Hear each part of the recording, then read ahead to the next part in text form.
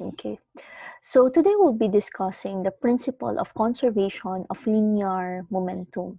So when we talk about momentum, we have to discuss first the before collision, the during collision, and the after collision. So the direction, the velocity, before sila nag-collide or before sila nagpanggaan. Then when they collide, what will that be? Is it elastic? Maghihiwalay ba sila later on? Or inelastic? Hindi sila maghihiwalay or magdidikit sila and both of them will move forward. Or, ayan, so there are cases. So we have to think about the during collision. Then what will happen after collision? So these are the things, the stages that you will need to consider when we compute for what we call momentum, the conservation of momentum. Now, there are two types of forces that you have to understand in studying momentum. The first one is the internal forces. Internal forces is simply the force exerted by this one and the force exerted by this one, by the two balls. So that is what we call the internal forces. But what about the external forces? As we know, there are different types of forces. External forces, here, if we write a free body diagram, there are what we call weight. It could be, if we don't ignore it, we could have friction. We could have air resistance. So there are different forces that you can put there. So there are also what we call the external forces. Now, if you write that by using the impulse momentum theorem, this will be the force, the internal force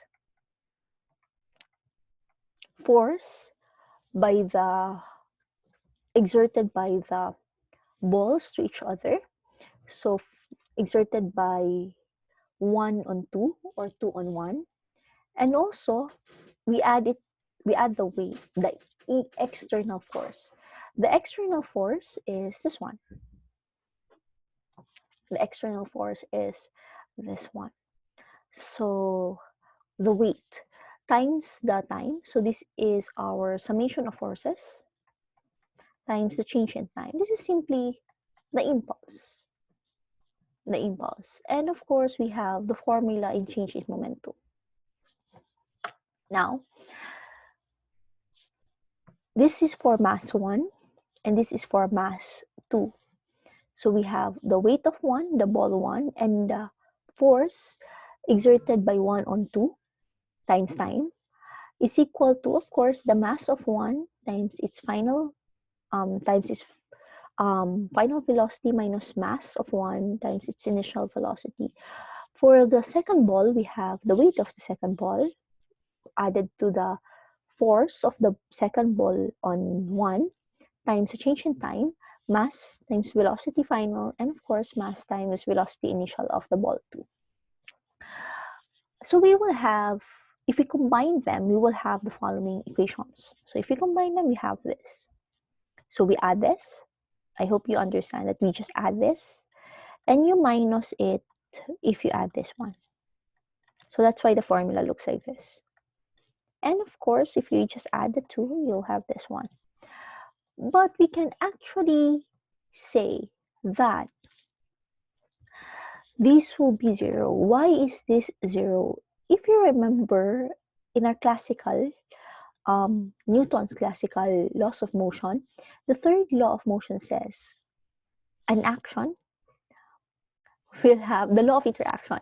So the force acted on ball 2 is equal and opposite of the force acted on ball 1. So this will be 0, third law of motion. So we will be left with this one. This is what we call the sum of external forces. External forces times the change in time is equal the change in momentum. Okay. But if we go further, if we make these external forces, if we just say we ignore the weight, we ignore the friction, we ignore the resistance, this will be 0. And if that is the case, there will be what we call the momentum, the conservation of momentum. So we will be solving problems about this conservation of momentum. The principle of conservation of linear momentum says that the total linear momentum of an isolated system remains constant. It is conserved.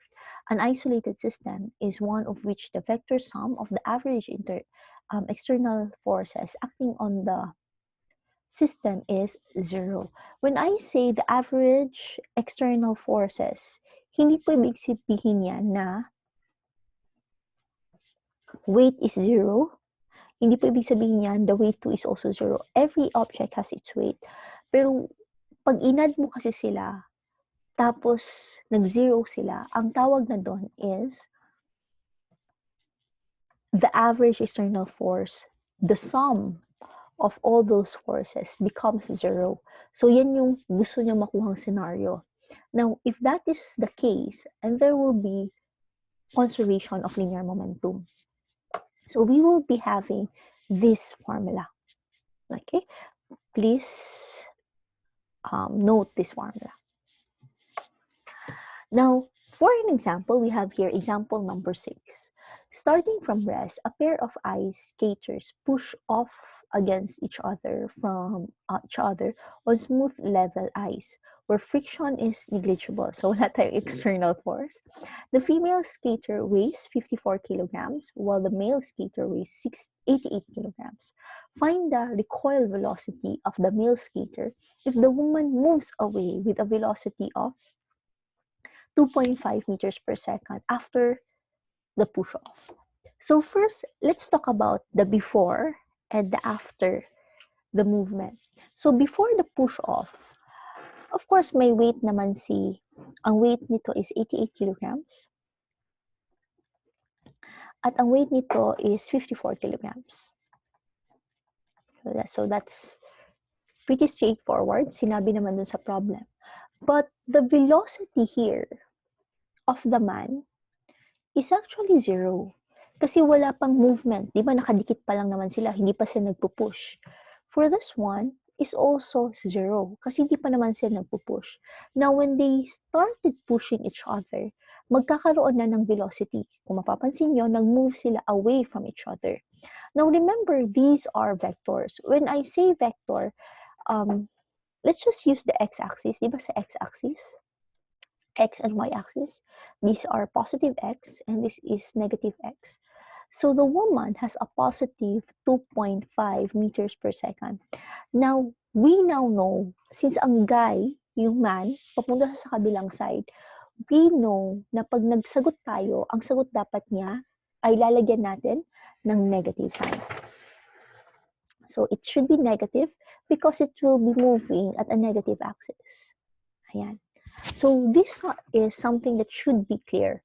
The mass is very straightforward. Hindi naman nagbabago yung mass mo pag gumalaw ka, right? So it's 88 kilograms for the man, then 54 kilograms for the woman. Now, the velocity nga lang sa simula is zero for both of them. Now, when they push each other, the woman has this velocity. Now, the problem is asking, what will be the velocity of the male skater? Now, we will now use the formula that we discussed earlier, this formula. So, this is 88 kilograms, but this is zero. Diba? Ang usapan natin, zero pa naman yung velocity nila dito, dalawa sa simula. Initial velocity, this is also zero. This is 54. This is 88. This is 54. But the woman has 2.5, right? A positive 2.5. Now, let's look for the velocity of the man. So, in short, all of this is just zero. Okay, I'll just erase yan. Now, if these are zero, kasi velocity naman nila ay zero at zero, so this is zero, we are left with this one. Now, you can choose kung sino si M1, si man, or si M2, si woman. It's your decision. You will still have the same answer. Now, for this problem, itong ginawa niya. Ito si man, ito si woman. So, we are now looking for F2 ni man. So, ayan. I'll just make it easier for you guys. I'll just move it here. M1 VF1 is equal to M2 VF2 divided by M2 divided by M2. Cancel, cancel, para ito na lang yung matira and you solve it. So, I'll just erase it back. So, ayan. So, makalimutan ko guys, it should be negative. Kalimutan ko. It should be negative when you move it here. Okay, that's why it's negative there. And then you plug it, the values in, and you will have this answer, which is our answer earlier. Di ba sabi natin, the man will be moving at a negative direction with this speed kasi nasa negative x-axis siya. And this is a positive x-axis. Yan. Right? So, yeah, we got that answer. So that is the velocity of the man after they pushed each other away. So, it's very important if anong klaseng collision meron sila. In momentum, we have two types of collision. We have what we call the inelastic and elastic collision. So first, let's discuss what we call the inelastic collision. Momentum is conserved, but kinetic energy is not. And inelastic momentum, kinetic energy is not conserved, and there is what we call the perfectly inelastic collision when two objects collide and stick together. So what is inelastic collision? Okay, why do they say na hindi mako-conserve si kinetic energy? Now, I want you to understand, kinetic energy is an energy due to movement, right? Ayan. Hindi daw siya mako-conserve. Not conserve at all. So, what is inelastic collision? Ito ay pag nagbanggaan kayo at nagdikit kayo, for example. Ito may sasakyan. At ito may same din na sasakyan. Nung nagbanggaan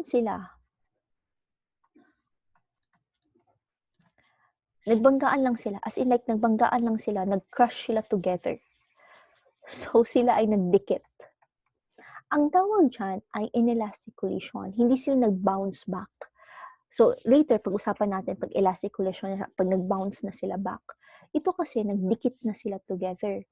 Pag nagdikit sila together, at tawag na natin dyan ay inelastic. Ang perfectly inelastic, which is not really achievable talaga. But let's say it's the ideal type. It's when two objects, nag-collide na talaga sila at nag-stick together na talaga sila. Ito kasi, kahit nagdikit sila, I think na-imagine nyo, pag may dalawang sasakyan, nagbanggaan sila, di ba nag-move pa rin sila somewhere? Di ko alam kung sino mas mabilis sa kanila or sino mas malaki sa kanila. That is a factor. Nag-move pa rin naman sila. But not as fast na ine-expect natin. That's why, lalo na pag nag-stick sila together at hindi na sila gumalaw, wala na actually movement. So, hindi na po not conserve na ang kinetic energy. Hindi na nako-conserve yung kinetic energy. Kasi wala nang movement. Nagdikit na sila. Tapos hindi na nag-move. So, yan ay ideal, the perfect inelastic collision. So, I'll just put it there. May times din talaga na pagdikit nila, pag dalawa nagbanggaan, nag-move pa sila together. Pwede din yan. Pero may mga cases kasi, pag nagbanggaan sila, yan na talaga. Hindi sila nag-move. Ang tawag doon ay perfectly inelastic collision. At since wala ng movement, wala ng conservation of kinetic energy. Now, if that is the case, we still follow the same formula. And then, pwede pa rin naman tayo mag-follow ng formula. Pero, this time, ipagsama na natin. Since nagdikit naman sila, nag-stick together sila, ilagay natin sila dyan. Now, let's go to another type of collision. We call this the elastic collision.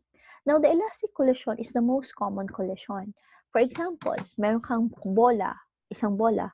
Pag sila nagbanggaan, di ba mag-move pa rin naman sila? Like, for example, parang ganyan. When nag-move pa sila, ang tawag dyan ay elastic collision. Elastic collision, since meron pang movement before and after, at hindi naman sila nagdikit, the kinetic energy is conserved. So we just follow this formula. And since the kinetic energy is conserved, for kinetic energy, we follow this formula. The kinetic energy in the initial is equal to the kinetic energy in the final.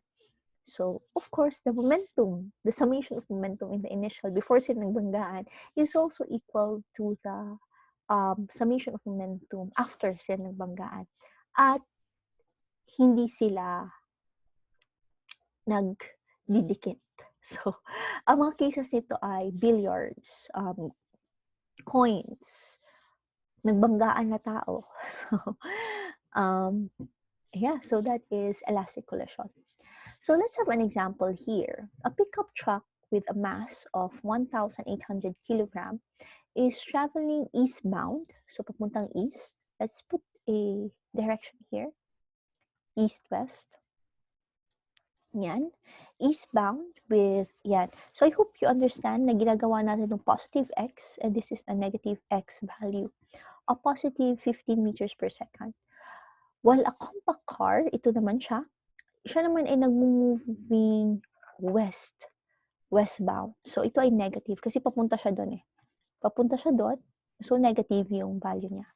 Since papunta siya doon, ito naman ay positive kasi papunta siyang east. At ito ay papuntang west. With a mass of 900 kilograms. Now, the vehicles, nagbanggaan sila, they collide and become entangled. It means this is inelastic. Nag-collide kasi sila. Inelastic collision. Find the speed of the entangled vehicles after the collision.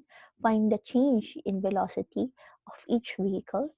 Then, letter C, find the change in kinetic energy of the system consisting both vehicles. So, ayan, mababanggaan na sila. So, first, letter A, find the speed of the entangled vehicles after the collision. Now, naalala nyo yung formula natin? Ang formula natin for inelastic ay yung mass, ito, times velocity, plus, sabihin natin dito, times mass times velocity nito. Pero since sila ay nag-entangled, sila ay nagdikit sa each other. Therefore, ang meron na tayo dito ay dalawang mass ni black plus mass ni red. This is red, this is black. But this time, they will be moving together. So I hope you understand yung nangyayari. They collide and then they move at the same time. So they will have a final velocity here. And this is what the problem is looking. All of it are given actually. This is given. We have this, we have this. We just plug it in and we will have the formula. So we just divide this. Ibaba lang natin. I-divide natin dito. That's why we have this formula. And then you plug it in. And the answer is the final velocity of the two is a positive 5 meters per second. And what does this imply? Ang ibig sabihin po niyan ay pag nagbanggaan sila at nagdikit sila, right? They will move papunta dito with a velocity of 5 meters per second. The direction, the positive sign, give us the direction. Papunta siya doon. Pa-east yung direction ng ating dalawang cars kasi nag-entangle na sila. Again, this is what we call the inelastic collision. Now, letter B. Find the change in velocity of each vehicle. Now, to find the change in velocity, that is actually simply just changing the change in velocity. Final minus the initial. But our final is constant. Ito yung na-compute natin kanina. Lahat sila pareho. Pero hindi sila pare-pareho ng initial. So for our vehicle 1, the initial velocity is this. Therefore, this is the change in velocity. So I think you know naman the formula of change in velocity, no? Final minus the initial. And of course, there are two cars. So for two cars, the final is 5, while the initial is this one, negative. You always put the negative sign because this is vector quantity. Negative means to say direction. Hindi ibig sabihin na mahina sila. It's more of the direction of the object. So if you plug it in, you will have this change in velocity. So we have two answers for letter B. You just follow the formula. Now, the final velocity is pareho sa kanila. Pareho sila ng final velocity. Letter C. For letter C, find the change in kinetic energy of the system consisting both vehicles. Now, I think you know the formula of kinetic energy, right? 1/2 mv squared, 1/2 mv squared, and you plug the values of the two vehicles and you will have that answer. Now, that is the kinetic energy initial. Initial. So, ito ilalagay natin, ha? Ito yung ilalagay natin. Yan. But there is what we call the kinetic energy final. The kinetic energy final ay, ito, pareho na sila ng value. 5 na yung value nila. Yan. So, hindi naman nagbabago yung mass, pero pareho na ng final velocity. Now, if you compute that, you will have this. Napansin nyo, they are not the same. Bakit? Kasi ang usapan natin when it comes to inelastic collision, KE is not conserved. Hindi conserved si KE. So, hindi sila equal. Kasi hindi naman siya conserved. Ang conserved lang ay pag elastic collision. Okay? So, the change in kinetic energy is this one. Change in kinetic energy is, of course, final minus the initial. So, we have this value. Ano bang ibig sabihin yan? Humina yung movement ng ating sasakyan nung nagbanggaan na sila. Let's go to example number 8. And this one, we will have an example that is elastic. Elastic collision. Again, ang elastic collision ay hindi sila nagdidikit after. Naghihiwalay pa rin sila. So, two billiard balls of identical mass move towards each other with the positive x-axis to the right. Assume that the collision between them is perfectly elastic. If the initial velocity of the balls are 30 meters per second, centimeters per second, and 20 centimeters per second, what is the velocity of the balls after the collision? Assume that the friction and the rotation are unimportant. So let's just assume na walang friction, walang rotational, because later, rotational is actually considered talaga. Friction is considered, air resistance is considered as part of other forces, external forces. So let's just assume this is an ideal system and they are perfectly elastic. But in reality, wala naman talagang perfectly elastic. But let's just assume they are perfectly elastic. Now, in this formula, we actually have this. So I'll just have here the red one. Mass times velocity ng green should be equal to the initial. The mass velocity ng red, final, plus mass times velocity final ng green. So, ganyan naman siya pag perfectly inelastic. Now, there's no mass given. Ang binigay lang sa atin ay mga velocity. So, I hope you understand why negative to kasi papunta siya sa west or sa negative x-axis. Ito naman ay papunta sa east or what we call the positive x-axis. So, pag magbanggaan sila, what would be the final velocity nila? So, for a collision that is said to be perfectly elastic, we have the following equation. Pinakita ko to earlier, pero galing lang siya dito. But if it's perfectly elastic, we don't actually need the mass. So we have this. Because normally the mass there is equal. So nagka-cancel out lang naman sila. So we have this one. And then just plug in the values there. You can always opt to not to convert it into meters. Pero, pwede din, yan. You can always use this formula. Or you can also use this formula. Ayan. So, we have two formulas actually. The first one is when we use the traditional way of solving. We have this, and we will have this formula. If you use the shortcut one, we have this, and we have this formula. But wait, kung titignan mo, hindi talaga niya nasagot yung tanong. Kasi sila, kung mapapansin nyo, we are looking for this individually and this individually, not the sum or not the difference of the two. So what you will do is you will relate the two. And now we will go to what we call the systems of linear. You can also use substitution. So I will use the systems of linear equation. Now for this one, I can add them. If I add them, this will be 0. Kung mapapansin nyo, di ba magzi-0 ng isang positive at isang negative? So if that will be 0, so this one is 2, dalawa, and 10 plus 50 is, yan. So therefore, V2 is 30 meters per second, centimeters per second. Now, how about V1? You can choose two formulas, the 1 or the 2, to get the V1. Let's just try this one.